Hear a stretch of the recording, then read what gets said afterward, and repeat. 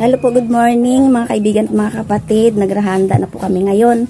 Kami po ay pupunta sa pasalamat ng mga kabataan sa loob ng Iglesia ni Cristo sa araw na ito.